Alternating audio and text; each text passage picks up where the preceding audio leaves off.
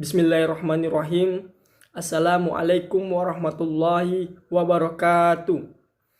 Alhamdulillahirabbil alamin. Assalatu wassalamu ala asrofil anbiya'i wal mursalin wa ala alihi wa ashabi rasulillahi ajma'in, amma ba'du.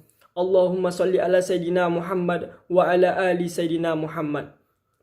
Baiklah, izinkan saya untuk memperkenalkan diri saya. Nama Helmi Yusrizal Saputra, NIM 11820711517, jurusan Ilmu Hukum semester 5, Fakultas Syariah dan Ilmu Hukum, dan saya kuliah di salah satu Universitas Islam Negeri Sultan Syarif Kasim Riau.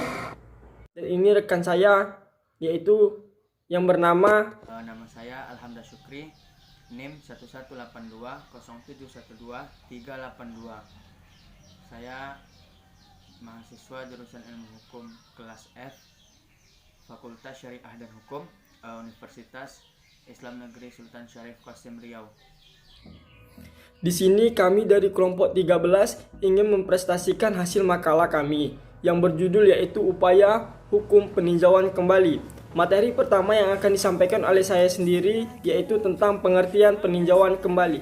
Peninjauan kembali juga sering disebut dengan istilah revision dalam bahasa Inggris dan herziening dalam bahasa Belanda. Secara gramatikal, peninjauan kembali terdiri dari dua unsur kata, yaitu peninjau dan kembali. Peninjauan berasal dari kata tinjau yang dapat dihubungkan dengan utuh. Peninjauan kembali dapat diartikan dengan melihat atau mengamati, memeriksa kembali sesuatu yang perlu diulangi.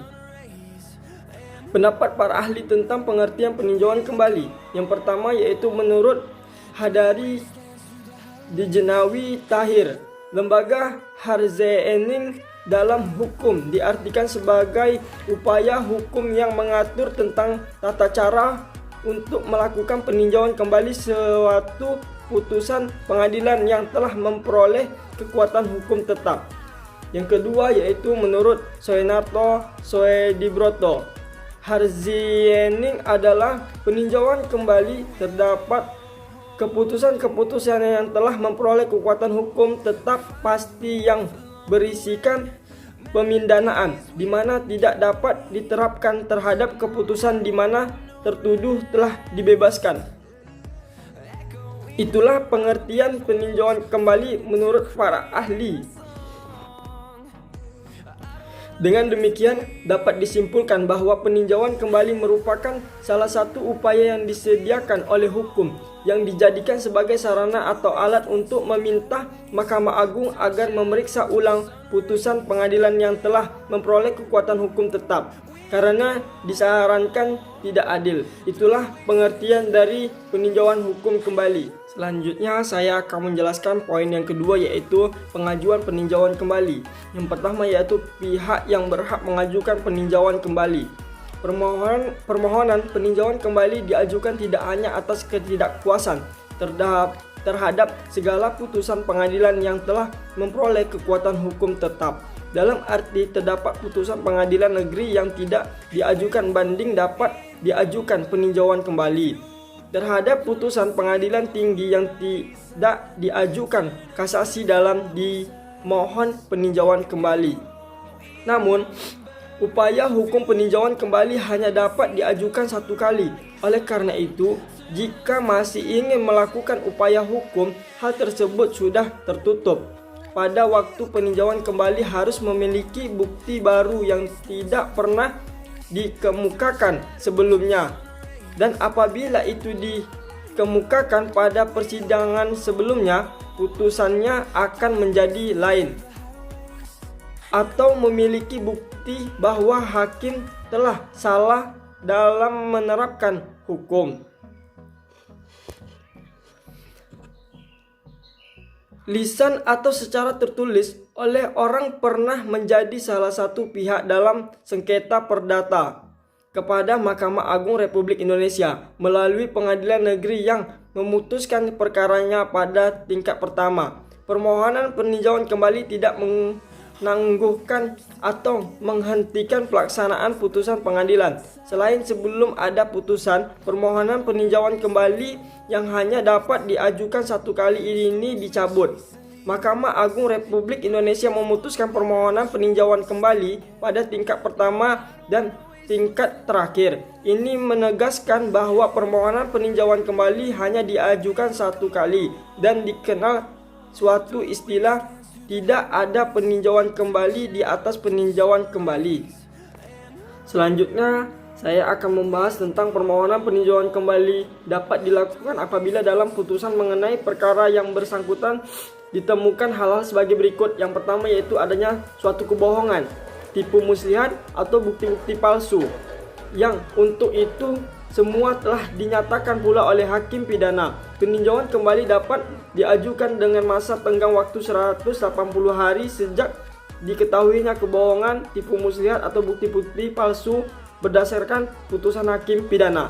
Yang kedua yaitu adanya surat-surat bukti yang bersifat menentukan. Jika surat-surat bukti dimaksud dikemukakan ketika proses persidangan berlangsung, bukti semacam ini disebut pula dengan istilah novum. Peninjauan kembali dapat diajukan dengan masa tenggang waktu 180 hari sejak diketahui atau ditemukannya bukti baru atau novum. Yang selanjutnya yaitu adalah adanya kenyataan bahwa keputusan hakim mengabulkan suatu hal yang tidak dituntut atau lebih dari yang dituntut. Peninjauan kembali dapat diajukan dalam waktu 180 hari sejak putusan memiliki kekuasaan hukum tetap dan telah diberitahukan kepada pihak-pihak yang perkara. Yang selanjutnya ialah adanya bagian mengenai suatu tuntutan dalam gugatan yang belum diputus tanpa ada pertimbangan sebab-sebabnya. Peninjauan kembali diajukan dengan masa tenggang 180 hari sejak putusan mempunyai kekuatan hukum tetap. Yang selanjutnya ialah adanya putusan yang saling bertentangan. Yang selanjutnya ialah adanya kenyataan bahwa putusan ini mengandung suatu kekhilafan atau kekeliruan yang nyata sehingga merugikan pihak yang bersangkutan. Baiklah, terima kasih kepada Saudara Helmi. Di sini saya akan berusaha untuk menjelaskan atau menyambung penjelasan dari yang telah disampaikan oleh Saudara Helmi Yusriza. Yang akan saya sampaikan adalah prosedur peninjauan kembali. Dalam peninjauan kembali itu ada beberapa langkah yang harus dilakukan. Yang pertama yaitu peninjauan kembali itu diajukan kepada Mahkamah Agung secara tulisan maupun secara lisan melalui Pengadilan Agama.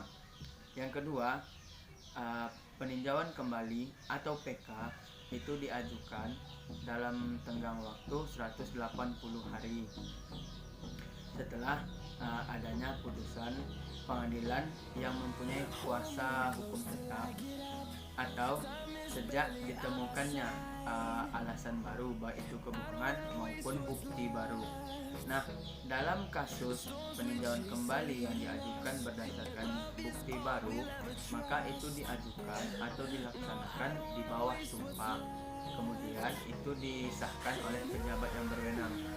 Dan masalah tenggang waktu tersebut itu telah ditentukan di dalam undang-undang, yaitu Undang-Undang Nomor 5 Tahun 2004 yang isinya adalah tenggang waktu peninjauan kembali yang berdasarkan atas alasan sebagaimana yang dimaksudkan dalam pasal 67 adalah 180 hari.